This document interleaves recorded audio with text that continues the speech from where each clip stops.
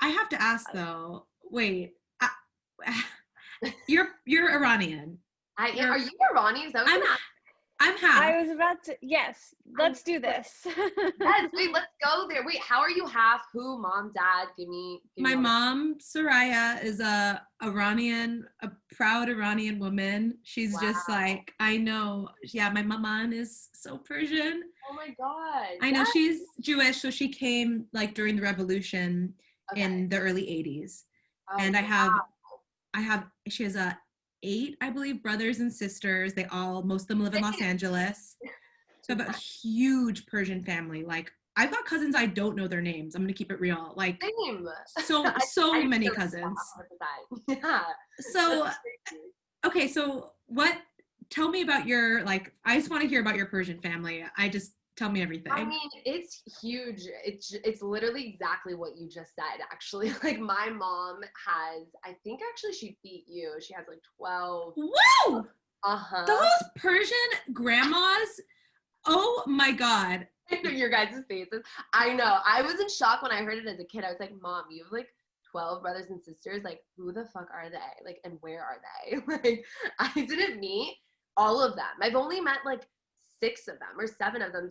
Like, unfortunately, like 1 or 2 of them passed away, but I was Same. Yeah. The odds are just like The when you odds, have that many. oh, dude, it's bad. Something's bound to happen, unfortunately. But like, it was weird to hear that as a kid. I was like, where the hell are they all? And the cousins that I had were mixed. Like some of them were in Iran, and then some are here. So I had like the mixture of meeting them in Iran and then meeting them in Los Angeles. And I only met that other half one time because I've only been to Iran.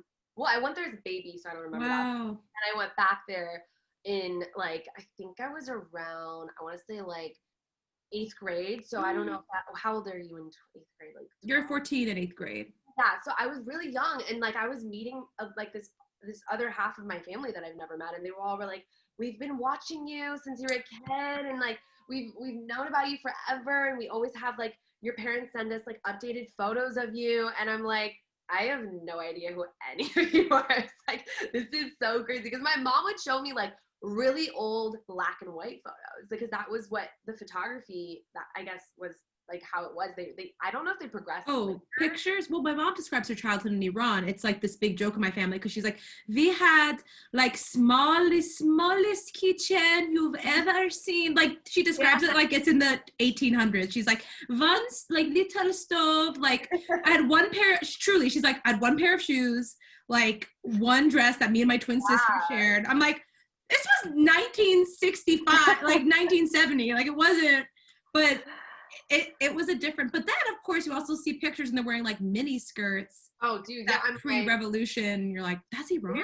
Where was that? I know, it made me sad because when I went to Iran, it should make you sad. It fucking sucks. It fucking sucks. Like covering your hair. I didn't have to cover my hair because there's an age mark apparently. Really? Get, like, oh yeah, younger. Yes. Like, once you reach I think I don't know what it is. I don't want to say it wrong, but I think it's when you're like 16, 17, 18, something around that area. And I think once you turn that age, you have to cover your hair, you have to cover your skin.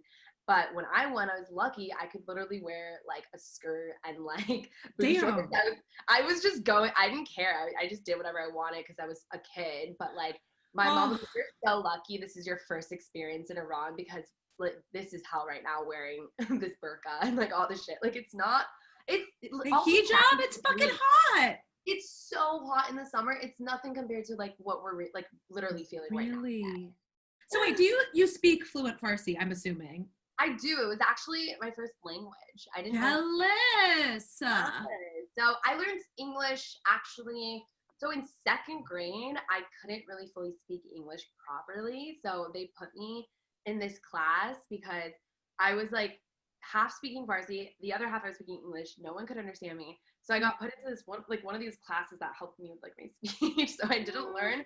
And it's funny because people would ask me like, where are you from? And I'd be like, I was born here. Like Los Angeles County. Like, why do you have this like Persian accent? And like over time it went away, but it's so funny to think about like, me, like not speaking English properly. Wow, you were like Iruni. I was Iruni, honey. Wow. My parents, like, only spoke Farsi in the house. So yeah, like. So wait, where did you grow up? I grew up in Westwood, like my whole life. Okay. Oh, she Persian. I'm Rongelus.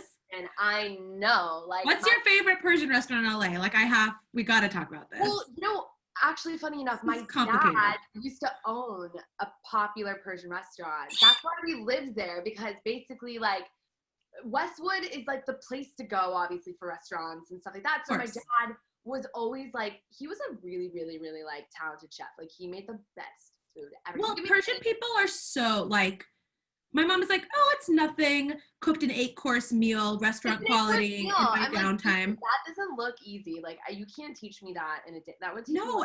And making a Persian stew, I'm sorry, is like, it's not just like sauteing some onions and like throwing some meat in there. Truly, when I say it is so many herbs, the biggest pile of herbs that has to be chopped up and sauteed. It's so labor intensive. You need like 4 people in the kitchen. Yes, literally.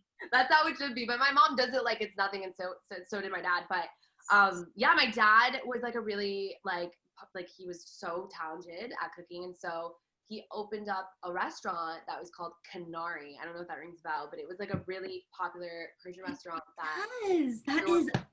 It's like a bird. It's like the bird was like the cover, and like it was in the heart of Westwood. So that if like it doesn't exist anymore, but that's my favorite, and still. Good answer. Great answer. Nowadays, for me, it's all about. And there's a Padma Lakshmi episode on her Hulu show where apparently she goes to all the LA Persian restaurants. If anyone wants to watch that. Yes, I'll check that out. I've never heard of that. I got to shout out Atari Sandwich Shop in Westwood. It's like a Persian lunch spot, and they do amazing ash, which is like that's ash. Oh my God, I love ash. It's this herbaceous Persian soup, and they drizzle like a little yogurt on top. It's hard to explain. It's one of the best things in the entire world. Highly recommend it. Their ash will blow your mind. Oh, that sounds so good. Oh my God, I want it right now. That sounds bomb. Persian food. Yeah. So good. Ugh, I could talk about Persian stuff all day. I mean, Esther, do you feel left out? No, this is so fun. I feel like I'm at home watching the podcast. I actually love this. I'm entertained.